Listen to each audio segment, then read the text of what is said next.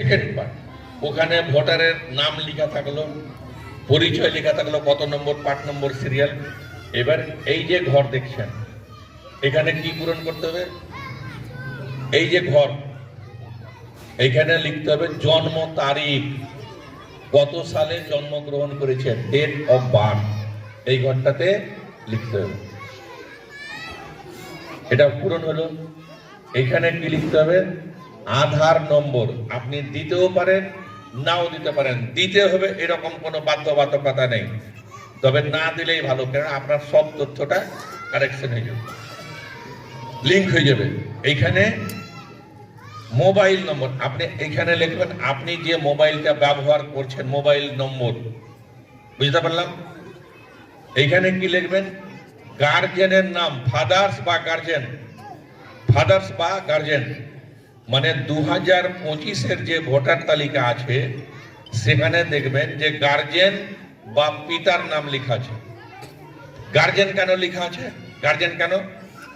পিতা বা পিতা আছে, গার্জেন আছে, তো গার্জেন কেন লেখা থাকলো?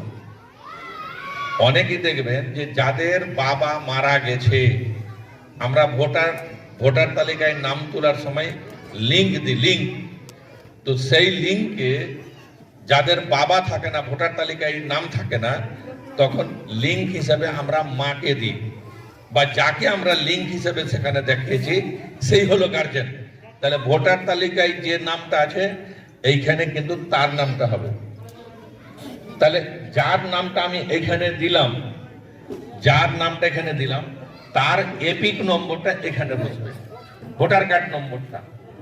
তারপরে মায়ের, এখানে মায়ের নাম, আবার মায়ের যদি এপিক নম্বর থাকে তাহলে এইখানে এপিক নম্বরটা দিতে হবে।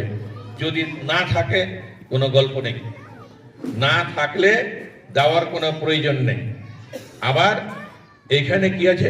স্পাউস, স্পাউস মানে কি? স্বামী স্ত্রী। তাহলে স্বামী স্ত্রী, স্বামী যদি ভোটার হয়, ধরেন আমি কি বললাম, ওই যে উপরে যদি ভোটার নাম স্বামী থাকে তাহলে এই জায়গাটাই স্ত্রীর নামটা হবে স্ত্রী।